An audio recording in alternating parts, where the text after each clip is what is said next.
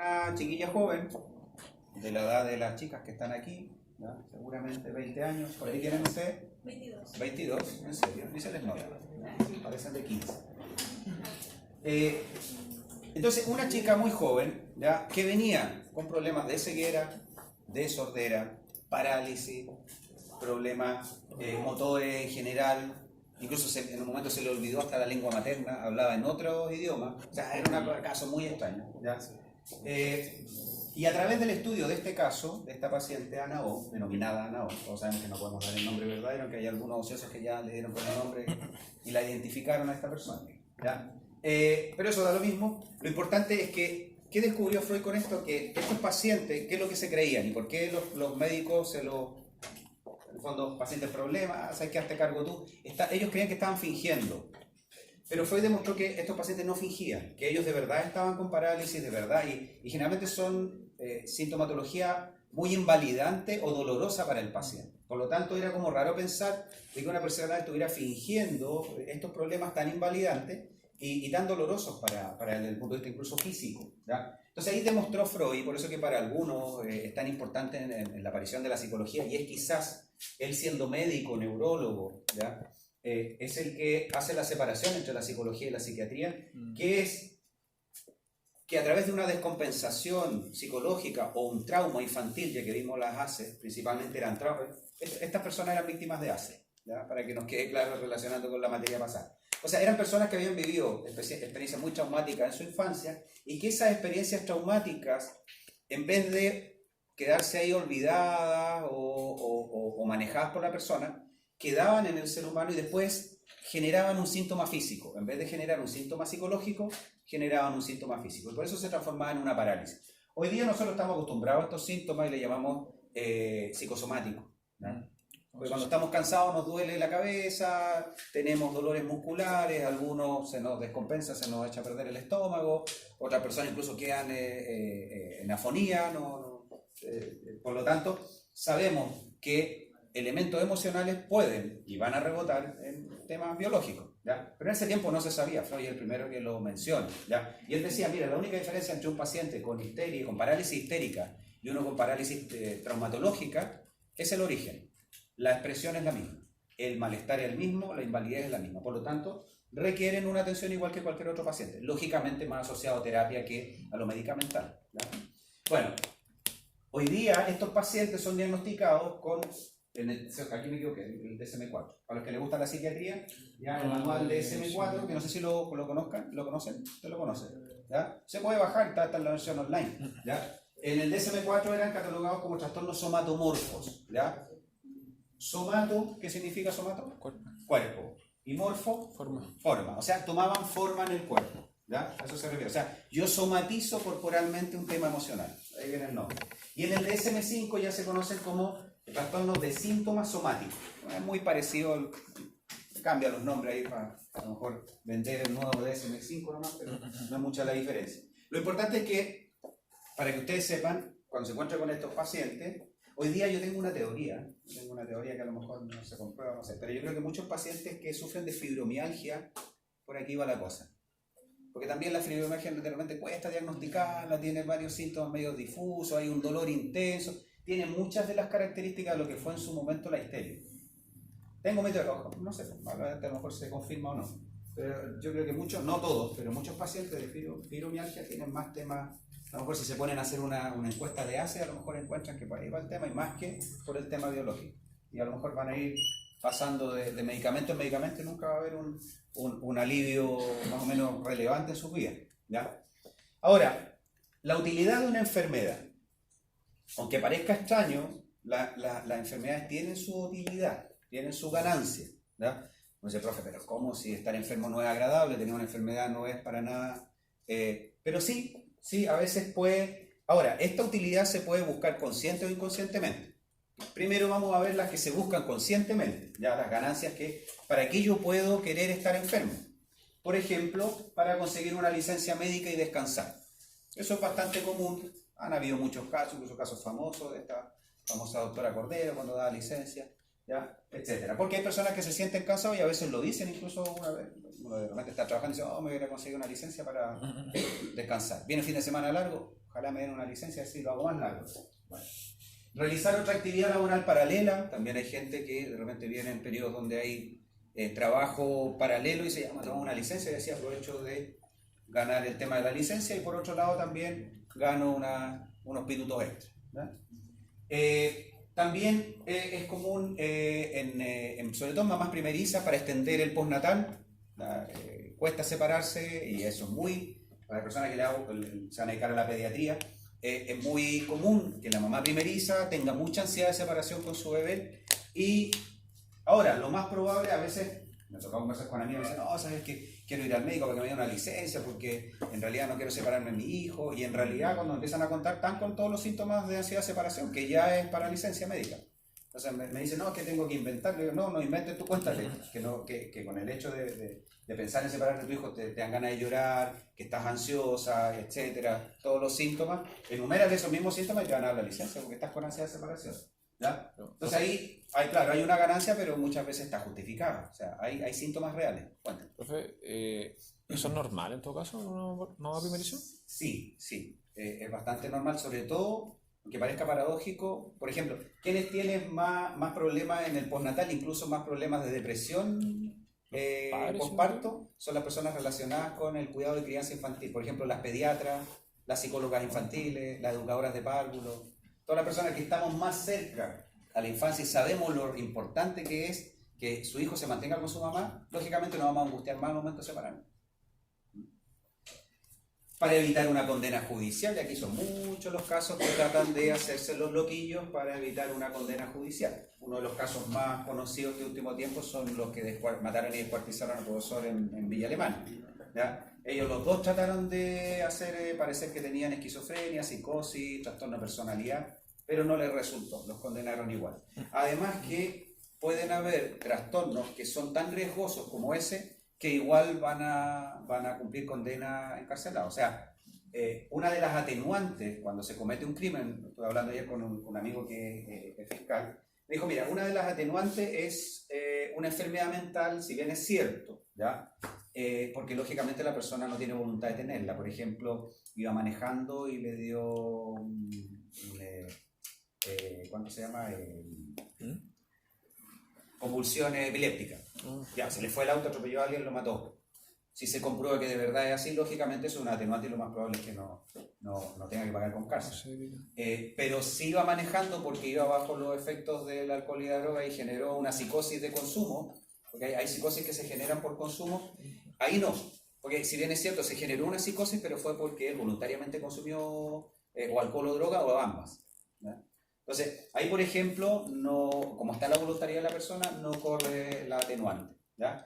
Incluso me dijo, cuando hay, por ejemplo, en este caso, si se hubiera llegado a comprobar que a lo mejor alguno de estos dos hubiera tenido un brote esquizofrénico, por ejemplo, tampoco se va a dejar en libertad porque es peligroso para la sociedad. Entonces, aunque exista una enfermedad mental que puede estar justificando, entre comillas, un delito, cuando ese delito puede ser peligroso para la sociedad, igual hay condena, ¿ya? Y si no, si la persona de verdad tenía algún trastorno emocional, psiquiátrico, etc., y cometió algún delito, bueno, me acuerdo una vez en el psiquiátrico, conocí a una persona que estaba ahí por parricidio, ¿ya? Pero de verdad ahí tenía un brote esquizofrénico, que probaba todo el cuento. Ahí se paga la condena, pero en un hospital psiquiátrico, ¿no? Pero igual hay condena, la mayoría de las veces. Bueno, y de ahí llegamos al trastorno facticio, que es cuando, ese es por DSM-5, si ustedes lo buscan, trastorno facticio, es cuando la persona simula síntomas hacia ellos mismos o hacia otros para obtener una ganancia. Las mismas de las anteriores, o puede ser, por ejemplo, una jubilación anticipada. Alguien también puede querer jubilarse anticipadamente y fingir alguna enfermedad, sobre todo del tipo mental, ¿ya? O otras veces uno no le encuentra de repente la ganancia, pero sí está fingiendo una enfermedad. Ese se llama trastorno facticio, ¿ya? Y aquí los trastornos facticios pueden ser de dos tipos, o sea, hacia uno mismo fingir síntomas, o hacerse el enfermo, o provocarse una enfermedad con algún consumo de alguna sustancia que yo sé que me va a subir, no sé, el ritmo cardíaco, etc., ¿ya? O también puede ser hacia otros. ¿Qué quiere decir esto? Cuando yo provoco en otro una enfermedad.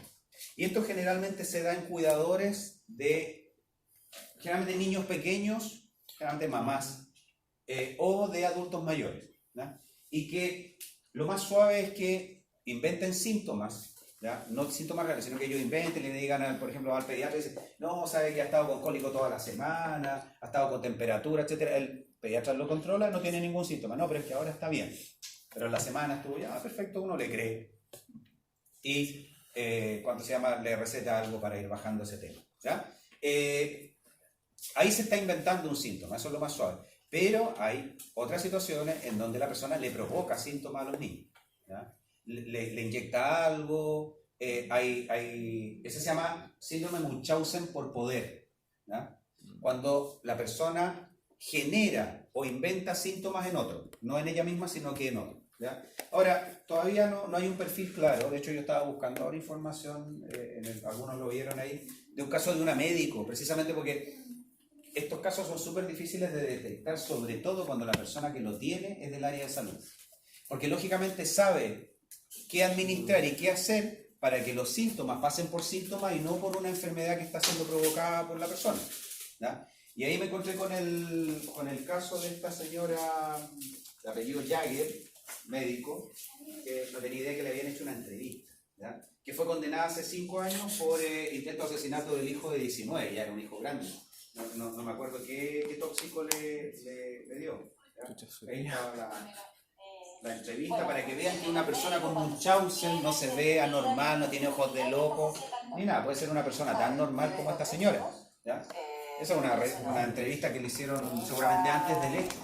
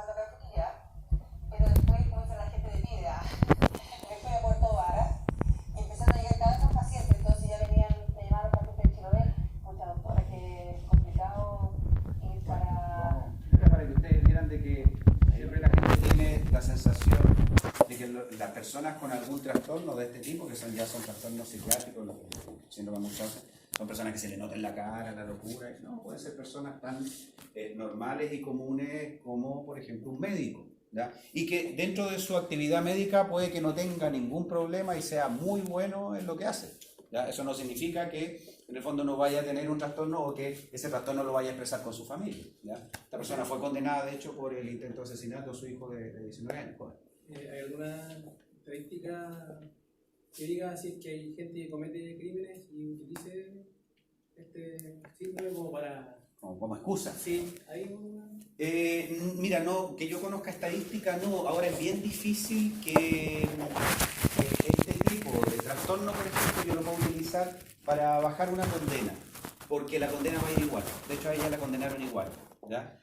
¿Por qué? Porque el mismo principio que yo les mencionaba, que tú puedes tener un atenuante por un trastorno mental, pero si ese trastorno mental te lleva a ser un peligro para la sociedad, te van a encarcelar igual. Porque independientemente que sea el origen, es que tú vas a poner en riesgo la vida de otras personas.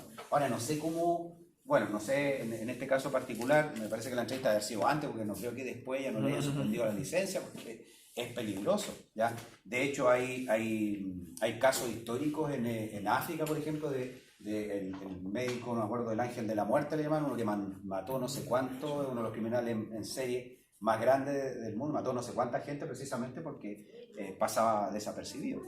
Joder. En su caso, ¿no es un agravante tener los conocimientos y ocuparlos como en contra de una persona? Debería serlo. Bueno, debería el serlo. código deontológico médico lo es. ¿Cómo? ¿Según el código deontológico de ética lo es? Debería ser por lo menos un agravante ético, legal no estoy tan seguro, pero debería serlo. Es como cuando, por ejemplo, un profesor, sobre todo, por ejemplo, un profesor de la educación media, tiene relaciones con una alumna, o un sacerdote con algún feligrés. Porque ocupa una posición de poder, ¿ya? En este caso una posición no solo de poder, sino que médica, para infligir daño a otra persona. Ahora, en este caso sigue siendo un tema familiar, porque por lo menos allá no hubo alguna denuncia de algún, si hubiese sido a lo mejor, y por eso, si es que no se le quitó la licencia, pero si es que no hubo ningún paciente que denunció, tampoco está, no sé, en el fondo la justicia no puede ir más allá de lo que se está juzgando, ¿ya? Si esto no se dio en su práctica clínica, lo más probable es que no haya pasado nada por ese lado, solamente fue un tema en la familia, ¿ya? Pero este síndrome de Munchausen es común en los cuidadores, sobre todo, digo, de niños y de adultos mayores, ¿ya? Ahí generalmente se suele dar y no está tan estudiado. Entonces, sobre todo yo le quería que ustedes lo conocieran para que a lo mejor después lo investiguen, porque muchas veces la otra característica que tienen estas personas es que aquellas personas, por ejemplo mamás que están a cargo de bebés, son muy preocupadas por su bebé, ¿no? Generalmente se ganan toda la admiración de los equipos de salud, porque las enfermeras ven que están todo el día ahí, si el niño queda hospitalizado ya se quedan, se van a sacrificar sí o sí. Van a mostrarse mamás como súper mega preocupadas, ¿ya? O sea, no es cualquier mamá, sino que generalmente se muestran como una figura demasiado preocupada de su paciente, o en este caso de su familia, que puede ser un hijo o un adulto mayor, ¿ya? Ahora, también hay ganancias secundarias de enfermedad, que estas le llamamos ganancias secundarias porque son ganancias inconscientes, ¿ya? Yo le voy a contar un caso que tuvo un amigo, que era un chico que lo había derivado, de hecho, él al oftalmólogo porque tenía un problema de visión nocturna. Se le empezó a agudizar, ¿ya? Y no le encontraban la razón. Entonces, de ahí también lo mandaron al psicólogo porque creían que era estrés, que era por un tema de estrés y todo. Claro, había un tema de estrés, pero era bien específico el estrés. Entonces, principalmente a él le complicaba porque él estaba ya pronto a casarse, le quedaban algunos meses para casarse, y estaban, bueno, el diagnóstico inicial era estrés por la situación de trabajo, de matrimonio, etc. Entonces, ¿qué es lo que pasaba? Él tenía que viajar a ver a su novia en la noche, ¿ya? Y como tenía problemas de visión nocturna, no lo podía hacer salvo los fines de semana, y a veces los fines de semana también le tocaba hacer algún turno y no podía. Entonces empezó a distanciarse con las visitas con su novia y todo esto con la preparación lo tenía muy complicado. Bueno, la ganancia secundaria aquí, ¿cuál era? Es que el psicólogo se empezó a meter un poquitito en la relación y la relación no estaba bien y en el fondo él no quería casarse. Entonces, claro, el síntoma justo le ayudaba a poner una barrera y a distanciarse de su pareja. Pero él no estaba consciente, no lo hacía de manera consciente, ¿ya? Era de manera inconsciente, ¿ya? Por eso se llama ganancia secundaria, porque es a nivel inconsciente. No lo busca como el otro que quiere una licencia, como el otro que quiere hacerse el loco para bajar una condena. Aquí no. De hecho, él no era consciente de que eso pasaba. Y biológicamente sí era verdad que él no podía andar de noche, ni siquiera en su casa. Porque si alguien quiere fingir en su casa, andarlo más bien, pero él de verdad no lo tenía. Entonces, ahí hay un elemento inconsciente, que esto a través de terapia, lógicamente. Bueno, finalmente el cuento corto, él terminó esa relación, terminando la relación, y a los 3 o 4 meses se recuperó del problema de visión nocturna, ¿ya? Tenía apellido el problema de visión nocturna, ¿ya? Así que ya saben, cuando quieran evitar cosas así, para ustedes es fácil simular un síntoma, ¿ya? Así que, si lo están grabando, corren eso. No están dando datos para fingir, ¿ya? Ahora, lógicamente, cuando uno está enfermo, recibe ciertas atenciones, ciertos cuidados, cierto cariño de los demás y consideraciones especiales, que eso se le llama también ganancia secundaria, ¿ya? Generalmente también, si nosotros estamos trabajando, hay un cierto cuidado cuando la persona vuelve de un diagnóstico de estrés, de depresión, uno no le carga mucho la mano, etc. Entonces todo eso, por así decirlo, ganancias secundarias de una enfermedad también hay que tomarlo en cuenta. Pongo el aire, por favor. Porque estoy viendo ahí que están aleteando. Tienen que decírmelo. Y ahí se ve mejor incluso ¿ya? A diferencia de la anterior, esta ganancia es inconsciente, ¿no? Uno no la busca conscientemente, ¿ya? ¿Y cuál es el problema de esto? Cuando uno tiene este tipo de ganancias, y sobre todo a nivel inconsciente, son más difíciles de abordar que las que son a nivel consciente. porque lógicamente no nos damos cuenta y eso actúa como un freno al momento de las visitas al médico, los tratamientos, por lo tanto tiende a ser mucho más complicado el tratamiento con este tipo de pacientes, ¿ya? E incluso hay pacientes que definitivamente se sabotean a sí mismos, no tomándose los medicamentos, haciendo todo lo contrario que lo que le está diciendo el médico, ¿ya? Ahora tenemos otro aspecto también que es interesante, que es la enfermedad como un análisis social, ¿ya? Nosotros podemos analizar, y ustedes seguramente están muy metidos en el análisis individual de la enfermedad, cuando falla este sistema, qué produce, las carencias a nivel de este tipo de vitamina o de alimentación, de proteína, etcétera, qué es lo que produce. Pero también hay ciertos momentos en donde la sociedad o los grupos en la sociedad van enfermándose de ciertos o van generando cierto tipo de enfermedades, y ya no una persona sino que un grupo de personas.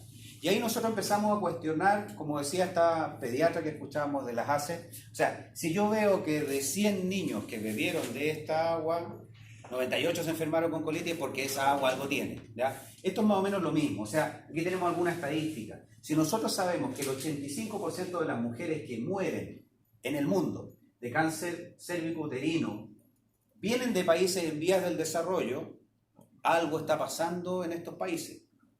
O no estamos llegando bien con el diagnóstico, o hay un consumo de algún tipo de alimentación que está siendo nociva, o hay escasez de profesionales que puedan detectarlo a tiempo, pero algo está pasando. O sea, no puede ser, esta es una estadística del 2014, no creo que haya cambiado mucho, no puede ser que el 85% de las mujeres que mueren de cáncer cérvico-uterino sean de países en vías de desarrollo, ¿verdad? Y no de países desarrollados. O sea, algo está pasando ahí. Entonces, ahí la enfermedad, o en este caso el análisis de la tasa de mortalidad de algún tipo de enfermedad, me sirve para poner la atención ya a un nivel social de qué es lo que está pasando en esta sociedad. Algo estamos haciendo bien, algo están haciendo bien los países desarrollados y algo estamos haciendo mal los países en vía de desarrollo para tener esa estadística, ¿ya?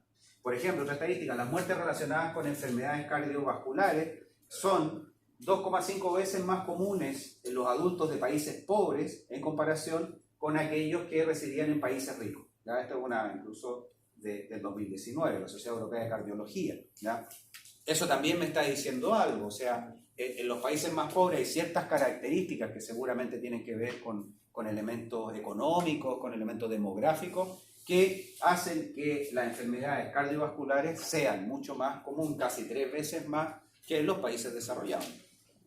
Entonces, todo este tipo de estadística, cuando yo lo analizo y tomo estos grandes grupos de enfermedades que empiezan a aparecer, que empiezan a tener ciertos tipos de enfermedades más características que otras, me hacen en el fondo hacer un análisis más profundo, ¿ya? Y tomar lógicamente a lo mejor medidas como políticas de salud a gran escala, como lo que pasó con el tema de las ACE. De hecho, no sé si yo se los comenté, el tema de las ACE nace con tratamientos contra la obesidad, no tenía nada que ver la cuestión, ¿ya? Empezaron a investigar a personas que estaban tratándose por un tema de obesidad, y empezaron a ver que había un grupo que se sometió a tratamiento médico y psicológico que empezó a bajar de peso y no tenía efecto rebote. Solo un grupo. Y después empezaron a ver qué tenía ese grupo, qué había hecho ese grupo. Entonces ese grupo lo que había hecho es que había empezado a trabajar los traumas de su infancia. Primero los había detectado y después los había empezado a trabajar. Y con el hecho de trabajar esos traumas, el peso empezó a bajar. Porque lógicamente las conductas compensatorias de estrés, uniendo con el amigo Daniel López, empezaron a dejar de ser efectivas y a dejar de tener función, porque yo estaba trabajando, volvemos a la histeria incluso, si yo libero el síntoma a través de lo emocional, la expresión física se vuelve ineficaz, no es necesaria, ¿ya? Y ahí empezaron a descubrir el tema de las ACE, o sea, como siempre por serendipia, de repente una cosa simple, de repente empezaron, oye, pongamos más atención en esto, y ahí se dieron cuenta de cuál era el valor predictivo de la sumatoria de eventos traumáticos en la infancia, ¿ya? Bueno, por ejemplo, Chile es el país con menor tasa de mortalidad infantil de Sudamérica, ¿ya? Lo cual es concordante, como dice, con los avances sanitarios y sociales a nivel nacional y de la región. Esto es 7 por cada 1000 niños nacidos vivos. Esto era el 2016. No creo que haya cambiado mucho hasta el día de hoy, ¿ya? Entonces, por un lado tenemos esta estadística que es positiva, que nos dice ya vamos bien en el tema de los cuidados prenatales, Pero también tenemos otra que al cabo de 4 o 3 años más tenemos uno de los mayores indicadores de obesidad infantil. Entonces ahí tenemos dos análisis, o sea, lo estamos haciendo súper bien en el prenatal, pero lo estamos haciendo súper mal en el postnatal. Entonces ahí en el postnatal, y si lo juntamos, uniendo nuevamente con experiencia adversa, si lo juntamos con la experiencia adversa, entonces ahí los primeros 4 o 5 años hay que poner ojo, porque algo estamos fallando ahí, ¿ya? No algo, sino que muchas cosas. Entonces, para eso nos sirve analizar la enfermedad como un tema de cuestión social, para darle, lógicamente, una visión mucho más global al tema, y no quedarnos solamente en el caso clínico o en el síntoma. También hay un carácter histórico de las enfermedades. Seguramente ustedes en primer año estuvieron como historia de la medicina. Así es. ¿Sí? Y ahí fueron estudiando cómo la medicina fue apareciendo, cuáles fueron los primeros precursores, y todo eso, ese tema que al que le gusta la historia lo puede encontrar muy entretenido. Al que no le gusta la historia lo puede encontrar una lata, ¿ya? Pero, por ejemplo, bueno, la idea de estudiar cómo viven y cómo mueren los grupos humanos nos da también una posibilidad de proyectarnos incluso cómo será la salud a futuro. La gracia de la historia tiene eso, no cometer los mismos errores y también una proyección a futuro. Bueno, durante el Paleolítico, como anécdota, no sé si ustedes lo estudiaron, la muerte en los adultos eran principalmente por traumatismo e infecciones. Tenemos que considerar que éramos nómades, andábamos de allá para acá, cazábamos, nos exponíamos a riesgos físicos, por lo tanto los traumatismos eran muy comunes. Y las infecciones, lógicamente, también, ¿ya? Por las mismas heridas, por lo que se consumía, a veces no había carne fresca, teníamos que consumir carroña, y por lo tanto era más complicado. Durante la revolución ya agrícola, cuando el hombre aprendió a utilizar la tierra y por lo tanto a asentarse, a tener primero en pequeñas comunidades, luego en grandes ciudades, aglomeraciones de gente, nos empezamos a hacinar en ciudades, y por lo tanto la principal causa de muerte ahí varió y eran las enfermedades contagiosas, ¿ya? Por todo el tema de hacinamiento, por todo el tema de repente no habían alcantarillado, las condiciones ambientales no eran las mejores, había gente que trabajaba en las minas, ¿ya? Etcétera, en condiciones bien precarias. Después, durante el Imperio, por ejemplo, como anécdota, durante el Imperio Romano la probabilidad, siempre ha habido gente que ha llegado a los 80, 90, a lo largo de toda la historia. Lo que pasa es que hoy día es más común, ¿ya? Por ejemplo, en el Imperio Romano la probabilidad de llegar a los 80 años era 1 de cada 1000. O sea, el que llegaba a los 80 años había que hacerle una fiesta, porque en realidad eran de 1000, solamente uno llegaba a los 80 años. Hoy día la mayoría, yo creo que espera vivir a los 80 años. Ustedes, lo más probable es que todos superen los 80 años con creces, ¿ya? Y eso es lo que tienen a los amigos ¿cómo se llama? Los que te dan la pensión de la ISAPRE. Los amigos de la ISAPRE lo tienen tan complicado, y es lo que alegan en su defensa. Oye, mira, que cuando hicimos esta cuestión en los años 70, la gente vivía hasta los 70 años, por lo tanto, pensando, el hombre se jubilaba a los 65, vivía 5 años, por lo tanto, la pensión que nosotros habíamos calculado era buena, porque en esos 5 años te consumía los 40 años empezaba a trabajar a los 20. Por lo tanto, trabajaste de los 20 a los 65, tenías 45 años de trabajo, en 5 a lo más 10 años de más que te dan una pensión buena. El problema es que hoy día la mayoría de nosotros empieza a imponerse a los 30 y pasado, y por lo tanto, más las lagunas, mucha gente tiene apenas 20 años de imposiciones, y con eso tiene que vivir por lo menos 20 o 30 años más. Por lo tanto, no hay magia. O sea, si yo impongo un 10%, no puedo pretender tener un 100% 20 años más o más de lo que estuve trabajando. Complicado. ¿Ya? Bueno, ahí tenemos el quebradero de cabeza con los expertos, ¿ya? Pero en el fondo hoy día tenemos una expectativa de vida mucho mayor, ¿ya? De hecho, si viviéramos en Grecia, lo más probable es que yo sería a lo mejor el más viejo del Consejo de Ancianos. Consejo de Ancianos, más o menos 40 años, 37 años, ya la gente iba al Consejo de Ancianos a los 37 años. ¿Ya? Lo más probable es que yo sería el más viejito ahí del Consejo de Ancianos, ¿ya? No es que me crea joven, pero tampoco tan acabado no estoy. Bueno, la revolución, eso es lo que uno piensa en todo. La revolución industrial del siglo XIX, por ejemplo, la mortalidad y la esperanza de vida mejoró bastante, pero sobre todo, la gran mejora que hemos tenido como humanidad fue durante el siglo XX, ustedes lo saben, cuando la medicina empieza a surgir, y bueno, no a surgir porque ya existía, pero sobre todo empieza a avanzar con todos precisamente los nuevos avances, ¿ya? Y pasamos, por ejemplo, de un 20% de mortalidad infantil a un 1% y menos. O sea, el salto que nos pegamos fue tremendo, ¿ya? Gracias precisamente a la aparición fuerte de la medicina, ¿ya? Entonces ahí uno cuando estudia la historia de este tema, va viendo cómo nosotros cada vez tenemos más esperanza de vida, vamos viendo que hay enfermedades que van desapareciendo, o enfermedades que en su momento fueron sinónimo de, no sé, antes uno decía, pregúntale a su abuelo, antes uno decía, ¿cómo se llama esta enfermedad? Tuberculosis. Antes uno decía tuberculosis, muerte. Inmediatamente uno es como decir hoy día cáncer. ¿Ya? Siento que igual el cáncer, si lo detectamos a tiempo, pero en su momento decir tuberculosis era sinónimo, ya, hasta aquí nomás llegaste. ¿Ya? Hoy día no. Hoy día, lógicamente existe, incluso hace poco hubo harta preocupación, sobre todo por los inmigrantes haitianos, que aparecieron algunos casos de tuberculosis.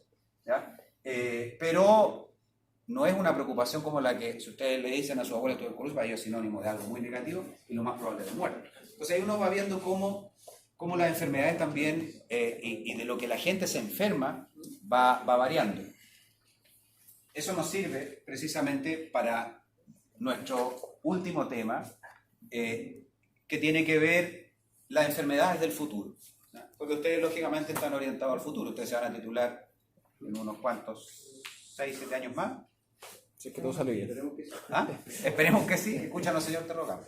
6, 7 años más, 10, 12, 14, dependiendo ahí de cada uno. ¿Ya? Pero ¿qué va a ser en el futuro? Va a ser en el futuro. ¿Ya? Entonces, tenemos también, y por eso quería yo ver este tema, porque hoy día hay un cambio de paradigma súper importante, que algunos lo hemos notado, a lo mejor ustedes no, porque ustedes igual son medio millennials para sus cosas, ¿ya? Y por lo tanto para ustedes la tecnología es algo casi que lo vieron de chiquitito, ¿ya?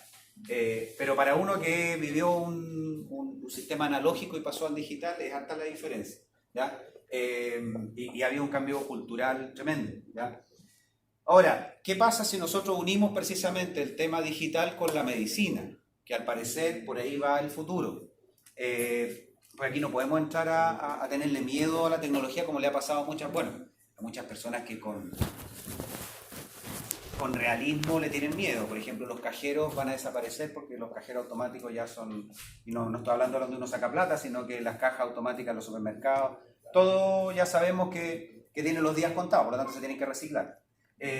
Igual hay software médico que se han ido desarrollando, pero aquí la idea más que yo pretenda ir a competir con la tecnología, porque la tecnología llegó para quedarse y cada vez va a ir generando más recursos, no en cuanto a recursos materiales, sino que recursos cognitivos, por llamarlo de alguna manera, más probabilidad de desarrollo de software y análisis de datos. Por lo tanto, el que yo me ponga a competir en análisis de datos con una computadora es absolutamente absurdo, ¿ya? No va por ahí. Lo que yo tengo que hacer, como decía un gran ex campeón del mundo de ajedrez, que fue el primero que perdió con una máquina, Kasparov, que hoy día la idea no es desafiar a la máquina, sino que aliarse con la máquina y hacer lo que él denominó un centauro, o sea, una combinación entre, en este caso, no animal y hombre, sino que entre máquina y hombre. Esa es la clave del futuro, ¿ya? Por ejemplo, hay este caballero, Román Gómez, de 2019, dice que se cree que el 80% de las enfermedades del futuro estarán relacionadas principalmente con el cáncer y las enfermedades cardiovasculares y las enfermedades degenerativas. O sea, ustedes, que ya se están asomando a este futuro, lo más probable es que busquen su desarrollo, si es que les interesa estas áreas, por este lado. La pediatría no es el futuro porque estamos envejeciendo, lamentablemente me gusta mucho el área de pediátrica, pero la pediatría no es tanto el futuro, ¿ya? No estoy diciendo que no estudien pediatría porque es precioso, ¿ya? Pero sí, por ejemplo, estos van a ser campos que con seguridad van a tener un gran desarrollo, ¿ya? Las enfermedades degenerativas como el Parkinson o el Alzheimer y muchas patologías en relación con el aparato inmunológico o con problemas respiratorios, temas alérgicos, también están relacionándose y se están viendo aceleradas por los factores de cambio climático y el exceso de contaminación.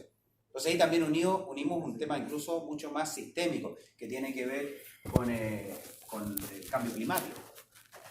Así que no odiemos tanto a la Greta porque tiene razón en muchas cosas. El otro eje fundamental, como dice la misma OMS, y que lo hemos visto nosotros con el tratamiento del estrés y otras cosas, es el hecho del sedentarismo. Ya, la OMS señala que el sedentarismo es uno de los principales factores de muerte prematura en el mundo. O sea, vamos a tener que combatir fuertemente el tema del sedentarismo, porque cada vez a nosotros, como la vida se nos hace más cómodo, ¿ya? Cada vez hacemos menos ejercicio, menos actividad física. Y yo lo veo que ustedes ya llegaron bastante deportivos y practican, parece, algunos deportes, ¿ya? ¿O no? Correr a clases. ¿Ah? Correr a clases. Correr a clases. Correr a clase, dicen algunos. Frasquebol, dicen otros. Ahora, nos podemos plantear, por lo tanto, ¿podemos hacer prevención digital de las enfermedades? Eso ya es una cuestión. ¿Ah? O sea, se puede ver este tema digital que yo les decía en cuanto a utilizarlo a favor de uno, ¿ya?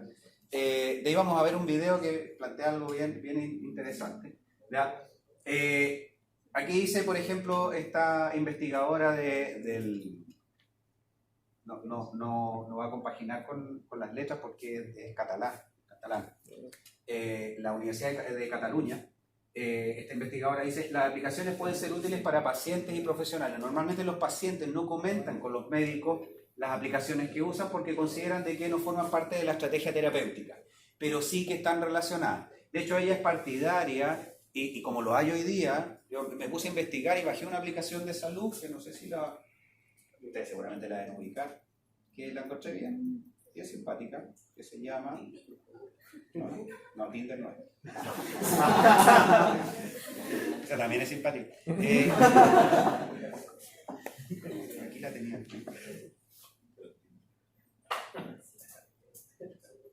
Ada. No sé si la ubican. Ada. A-D-A. Y piden a uno identificarse. Incluso uno puede trabajar con ellos en cuanto a investigación y todo. Me pareció bien interesante. Seguramente después va a contactar ahí con los desarrolladores. Y, por ejemplo, si tú tienes síntomas, vas colocando tus síntomas y te dan dicen ahí si no es diagnóstico, pero te dicen los posibles diagnósticos y que tienes que ir a un médico y todo el cuento. Me pareció bien útil, ¿ya? Entonces ahí uno ve que este tema tiene su futuro. Yo creo que por ahí va el tema, porque la gracia que tienen las aplicaciones es que primero, que todo el mundo las tiene a mano, literalmente a mano. O sea, tú estás todo el día con el celular en la mano. Por lo tanto, tienes una gran posibilidad de estar en contacto constantemente con algún monitoreo de tu salud. Que eso es lo que, y acá le he pegado un pantallazo, cuando lo escuché yo dije ciencia ficción, pero ahora me entero de que no es ciencia ficción, incluso tiene hasta una página que se llama Proteus, ¿ya? Digital Health, ¿ya? Salud digital. Me puse a buscar salud digital y me encontré con esto. Esta es una página de unos desarrolladores de pastillas digitales. ¿Cuál? Tal cual, pastillas digitales. Tú te tomas una pastillita, la incorporas a tu organismo, te colocas un parche, el parche asociado a la aplicación y te va monitoreando todo. Oh, qué bravo. Exactamente. ¿Sí? Y ya tiene como 4 o 5 años.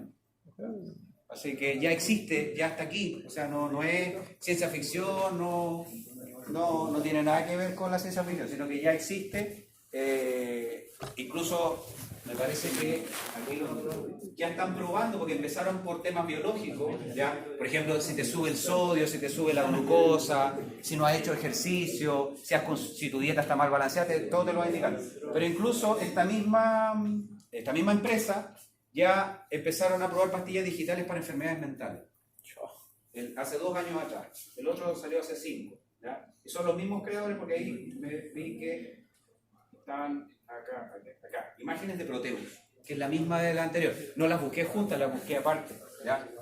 Ahora, eso para los conspiracionistas puede sonar bien así como...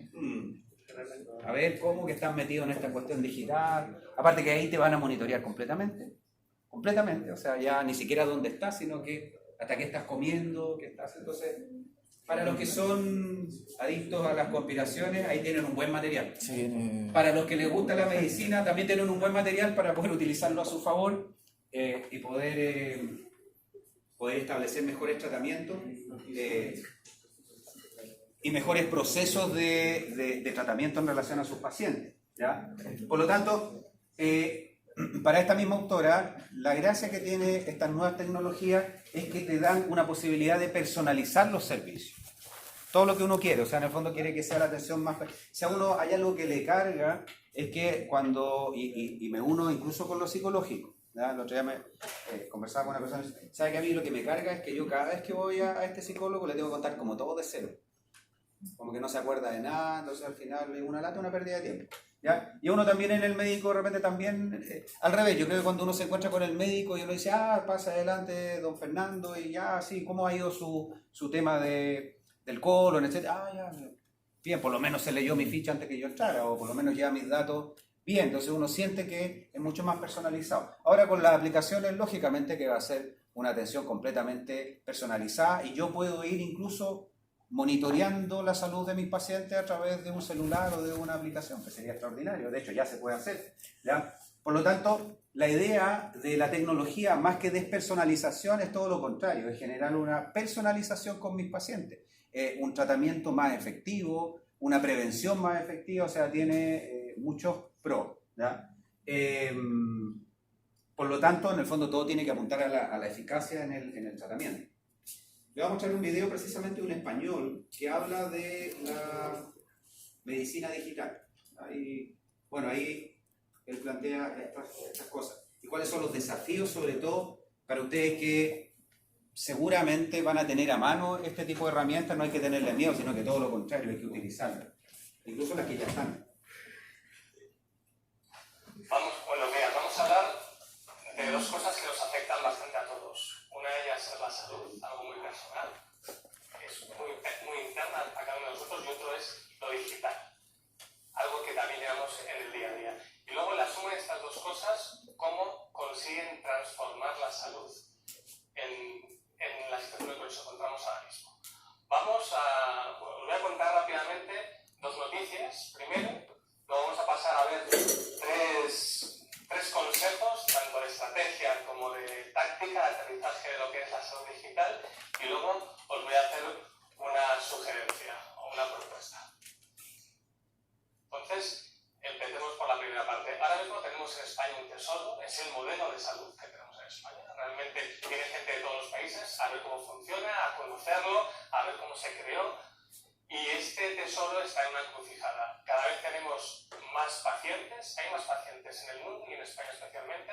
La gente envejece más, gracias a Dios, tiene mejor calidad de vida y puede vivir más años, tiene mayor cantidad de enfermedades crónicas, y ese envejecimiento y esa cronicidad lo que está haciendo también es que los gastos del sistema sanitario crezcan exponencialmente. De hecho, el 75% del gasto que tenemos ahora mismo en la sanidad pública está solamente encajado en la parte de cronicidad. Y por último, aparte de tener cada vez más pacientes y mayor gasto, hay menos médicos. A nivel mundial tenemos una media de 1,7 médicos por cada 1000 habitantes. Imaginaros lo que significa esto en unos años. Entonces, este sistema de salud, con tanto que hemos creado, se encuentra en una situación difícil. Está tensionado, está en un momento en el que será difícilmente sostenible en el tiempo si no cambia, y hay que ver cómo podemos conseguir que evolucione y funcione en el futuro. Y tenemos una buena noticia. La buena noticia es que estamos viendo una revolución tecnológica, y esta revolución tecnológica facilita realmente que se pueda transformar la salud. Todos tenemos dispositivos, hemos pasado de los ordenadores a los smartphones, a los wearables, los dispositivos conectados, y estos dispositivos y esta revolución tecnológica nos permite cambiar en dos enfoques muy importantes. Uno es a nivel personal, particular. Los usuarios ahora mismo tienen mucho más fácil cambiar sus hábitos, comprometerse de otra forma con su salud. Sobre todo, el enfoque está en la autogestión, en el empoderamiento, lo que llaman los americanos el empowerment del paciente electrónico. Y por otra parte, esta tecnología también nos permite otra cosa muy importante, que es que a nivel macro, a nivel económico, la tecnología cada vez es más barata, más económica y es mucho más eficaz. Por lo cual, esa costo-eficiencia está permitiendo que ese tesoro que veíamos antes pueda evolucionar poco a poco hacia un modelo sostenible. Y la suma de todas estas cosas, de toda esta tecnología, de todos estos cambios de comportamiento, conforman lo que llamamos salud digital, que puede llamarse, como decía Javier, salud y health, puede llamarse M-Health o salud en movilidad, puede llamarse salud conectada, telemedicina, telecuidado, son muchos los nombres que podemos ponerle. Aquí pasaríamos a la segunda parte y me gustaría contaros tres formas o tres ideas estratégicas para poner en funcionamiento la salud digital.